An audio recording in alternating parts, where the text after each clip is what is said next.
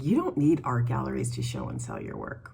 The art world is changing. You do not need an art gallery to build an art career. Commercial galleries are no longer the center of the art world universe. The art world is so big and so diverse, and you don't need to wait for a gallery to invite you. Some of the best places to show your work are hiding in plain sight. And showing your work in a gallery is not the only way to get your art in front of potential buyers. So stick with me and I'm gonna walk you through 5 different places where you can show and sell your work that are not commercial art galleries. By the way, my name is Keisha Bruce. I have been a professional artist for something like 25 years.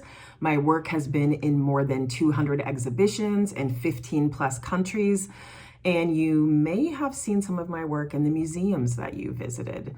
So I know a few things about what it takes to show and sell your work. And I'm here to tell you everything I know. Let's go. Okay, first things first. Our biggest problem is this idea that art is sold in art galleries. Art can be sold anywhere. Sure, you can sell it in a gallery, but statistically, there are way more artists making and producing work in the world than there are galleries to represent them. So if you're waiting to be invited, you may be waiting your whole life and it may never happen. So what I like to ask artists is, what if there were no more art galleries? Where would you sell your work? And one quick note before we go on, shout out to commercial galleries. Some of y'all really out here holding it down and representing artists that are making beautiful, impactful, powerful work that is especially important in this political climate. So please know that this is no shade to commercial galleries. But I want to be very clear, that is just one way to show and sell your work. And just for reference, I used to own an art gallery. I used to be an art dealer. I have done so many freaking things. And being an art dealer is one of the hardest jobs I have ever had, hands down. Art dealers are overwhelmed with submissions. They are overwhelmed with trying to get sales for the artists they're already working with. They have massive overhead. It's not unheard of for an art gallery to have monthly expenses that are upwards of $10,000 to $15,000 just to keep the lights on. And let's be clear, taking on a new artist is a huge risk for an art dealer. So it's no wonder that a lot of them are really hesitant to work with artists that are brand new to the market and have no collector base, because essentially that means that they're gonna have to build that collector base from the ground up from zero. All right, so let's talk about the tried and true coffee shop. Listen, you can't walk into any coffee shop in the city I live in without also walking into the middle of an art exhibition. And I love coffee shop art shows because coffee shops are third space, right? They're the community space. People spend time there, they linger there. They're not just coming in for the caffeine, they're coming in for the experience, and your art can be part of that experience. Now, the other bonus is that coffee shops, especially smaller, locally owned coffee shops, have returning customers. Some of them come by. I know for me, I go to my favorite coffee shop at least twice a month because your girl's on a budget. But because people return to the same coffee shop over and over again, that gives them more than one opportunity to see your work, hang out there, spend time, and be like, I really like that work. It makes it so much easier to connect with people in a chill, relaxed setting. No sales pressure. Your work just becomes like the beautiful added bonus. So how do you go about approaching a coffee shop? But I would look for independently owned local coffee shops and pitch them your work. Write up a proposal and say, this is what I would like to show. And you could do it for, 4 to 6 weeks. Or maybe if you're bold, girl, go off. Ask if you can do a rotating show where every month you hang up different artwork. You're like their official artist in residence. I mean, frankly, that's what I would do. And if you really want to ramp up sales, I would put like a stack of postcards of one of the artworks that's for sale, like have that in one of those cute little upright holders by the register. So in the back of the postcard, of course, is going to have your bio and a link to your website and your email, right? So even after the work's gone, they have the postcard, which they're going to keep around in their house for a long time. I always end up sticking mine on the refrigerator. That becomes like the cheapest, most effective marketing tool and a takeaway for when they grab, they're like, oh, I like this. I'll take this. Take the most popular work, the one that people are always drawn to, turn that into the postcard. They get their coffee, they get the postcard, and they're out the door. But they took your contact information with them. If you're really cheeky, you can even put like a 15% off your first purchase discount code on the back of the postcard. Damn, this is a good idea. I should do this. One last thing about the coffee shop. When you pitch your work to them, ask about commissions. Most coffee shops won't even take a commission when you make a sale. They're just happy to have artwork on the wall that keeps the customers engaged and interested while they're chilling in the space. All right, this next alternative space idea is one of my favorites, co-working spaces.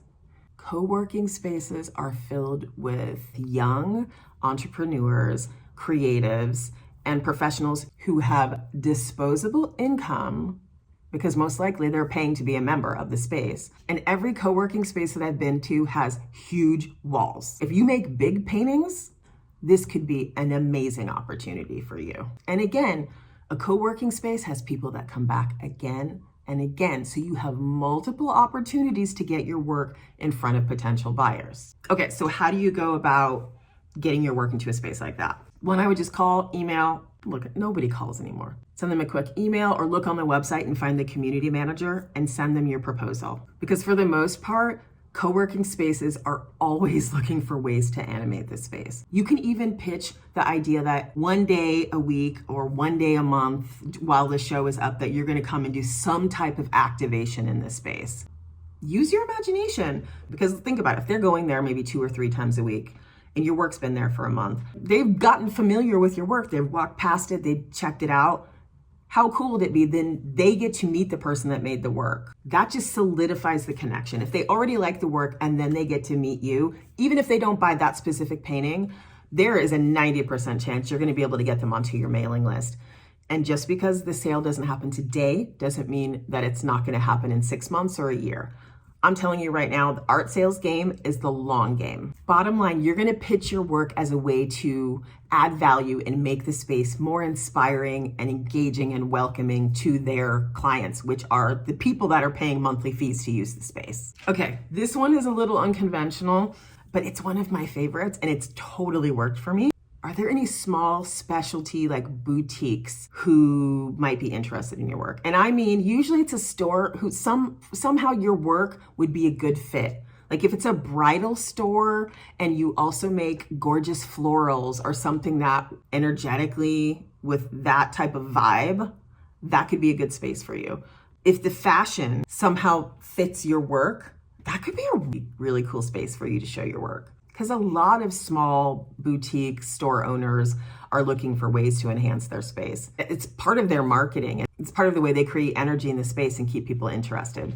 So you don't have a lot to lose by asking. And the best place about showing your work in a boutique is that people are already there to buy stuff.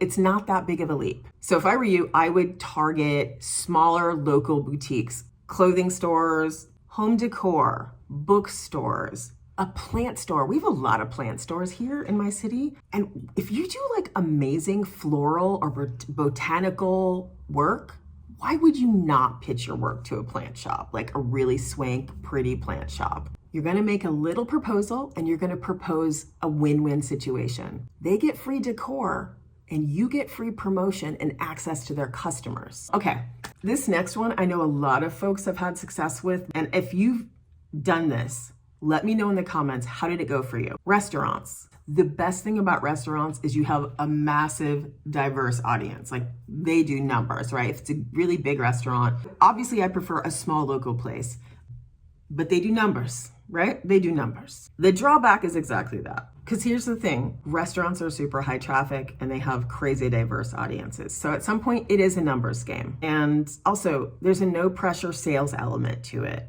If you're an artist who's done shows in restaurants and you've had some success or not, leave a comment and let us know how it went. What do you think? What were the pros? What were the cons? What worked for you? What didn't? And last but not least, again, always have a leave behind in a way for folks to get a hold of you. Get 100 postcards printed, get one of those cool acrylic stands to put them in, and at the hostess stand or at the cashier, have your work there, have your information, website link, and a QR code. I don't think I mentioned that before. QR code so that folks can go to your website or find out more about you long after they've left the restaurant. Okay, last but not least, My absolute favorite way to show your work by completely bypassing the commercial gallery system is to do a pop-up show. And you can do pop-up shows anywhere. And I love this so much because a pop-up show is the best way to take complete ownership and control over your work and how it's presented in the world. And for me, that's the bottom line. For me, that is one of the key pillars of what it means to be a successful artist. Not just opportunity, but choice. You get to choose how your artwork is distributed and put out into the world. Why is this my favorite alternative space? Because there are no gatekeepers. You can create a whole experience based off of you and your work. Not only can you hang the work on the walls, you can do live paintings, you can do artist talks, you can get a DJ, or you can have live musicians. The possibilities for pop-up spaces are endless. I've seen so many amazing shows that were like on a street corner, at a pizza shop, at a jewelry studio, in someone's apartment, a local business, a community space, a yoga studio, the library, maybe even for one day, one night. You're gonna do this amazing one night only event, and you're gonna promote it on your social media, your website, to your newsletter. You do have a newsletter, don't you? And you can offer exclusive, like limited time only, like limited edition prints or jumbo postcards, or make it fun, mix it up. Like, think of ways that you can engage folks and create like a sense of urgency to make it special, because it's only one night, right? So like really market hard on that part. And then of course, make sure you have a takeaway. Because it's only one night, you're gonna make sure that whoever comes into contact with you during the pop-up has a way to find you again later. Sweetie, I'm gonna say this now and I'm gonna say it again. All of the money is in the follow-up, usually through your newsletter. More on that in another video. And keep this in mind. If you're doing a pop-up event and you're not just doing it solo, you're teaming up with maybe a few other artists, a musician or a DJ, and maybe it's in a boutique, right? A store or a yoga studio. All 5 of y'all are gonna get together. Now you have 5 people promoting this event instead of just you by yourself. Think of your reach. If all of you have social media and websites and newsletters, you could potentially have a massive audience for a one-night event. And again, remember, I'm gonna keep reminding you of this. Even if you don't make a single sale that night, that doesn't mean you won't make 10 sales 6 months down the line. Again, this art game is the long game. It's not about one night only quick cash. It's about building relationships and building a collector base. No gallery, no problem. There are so many ways to put your work out into the world. Don't take one rejection as the definitive answer. You have options. We only covered 5 alternative venues in this video, but there are so many more. In fact, go to the link in the description and I will send you a list of a whole bunch more alternative venues that might be a good fit for your work. And the best thing about it is I created this list for not just artists who live in big art cities. It's a list that almost any visual artist can use to at least start thinking about places near them that they can start pitching immediately. Listen, the art world is changing, and what that means for you is that you have more and more options. So let me know in the comments below which of the options seems most viable for you, for where you are and for where you are in your career right now. And don't forget, sell your art, not your soul. Fun fact, 1,000,000 years ago, I was invited by Galerie Lafayette to show my work in the shoe department. Now, mind you, Galerie Lafayette, super fancy, super swank. And I was like, okay, I guess.